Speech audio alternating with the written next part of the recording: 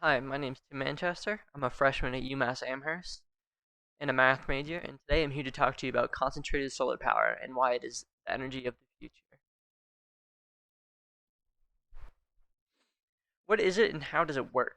Concentrated solar power is a form of solar energy which uses mirrors to reflect and concentrate sunlight onto receivers. It then takes the sunlight and turns it into heat, which can be stored and conserved unlike traditional solar panels and batteries. Meaning at any point we need the energy, we can use it.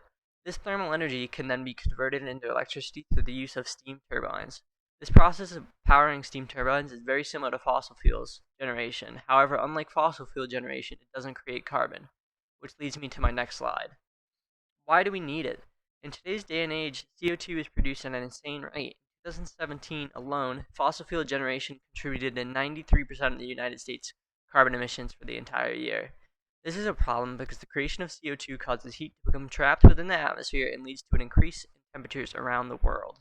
This results in global warming, which is considered by many as one of our greatest problems.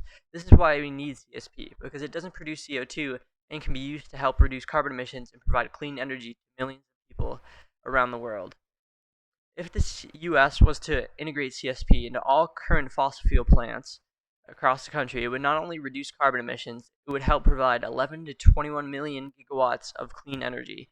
This is enough energy to power 3 to 6 million houses in the country. However, as good as this sounds, there are some current issues facing CSP. The main issue that CSP faces is funding. At the very moment, CSP is relatively expensive. For example, the most popular form of solar power is photovoltaic solar power. Comparing the levelized cost of energy between the two, which is the lifetime cost divided by the energy produced, PV power costs around 8 cents per kilowatt hour, while CSP costs around 20 to 25 cents per kilowatt hour. However, a recent advancement in CSP, known as molten salt energy storage, which allows thermal energy to be stored within steam turbines for long periods of time, increases the value of CSP. While CSP is currently a more expensive form of solar energy, with more research and advancement like molten salt storage, it will be on the same line or better than fossil fuel generation in regard to efficiency, reliability, and even cost. But how can you help?